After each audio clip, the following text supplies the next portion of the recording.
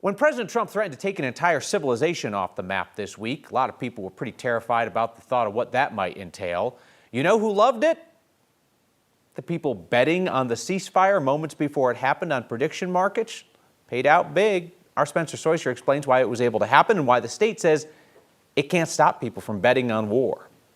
Even the most depraved gambler you know may not be willing to bet on war. It's the Wild West a little bit. But just moments before President Trump announced a ceasefire this week, the AP reports at least 50 brand new poly market accounts placed substantial bets on We it. can see the size of the bets.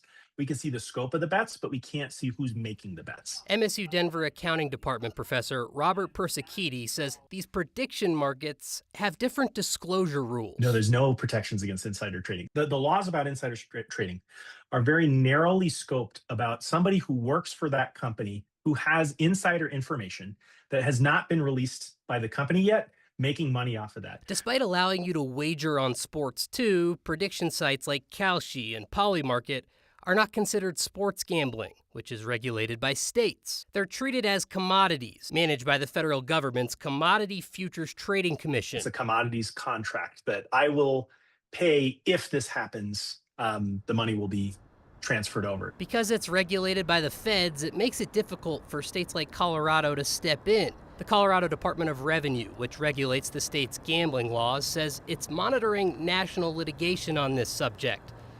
And betting on war? Democratic Senator John Hickenlooper has proposed a law to ban it.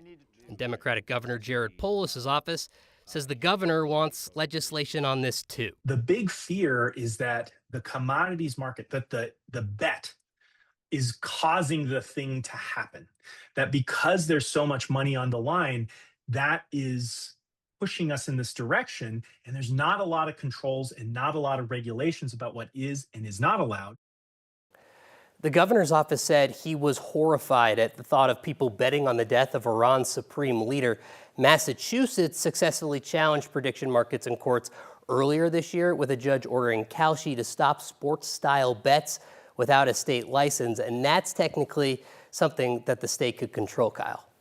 How about Attorney General Phil Weiser? He'll sue anything that moves. Yeah, we've seen that a lot with the Trump administration. Ask them today if they're looking into this, any investigations or whatnot. No confirmation, no denial on that. All right, Spencer Soyser, thank you.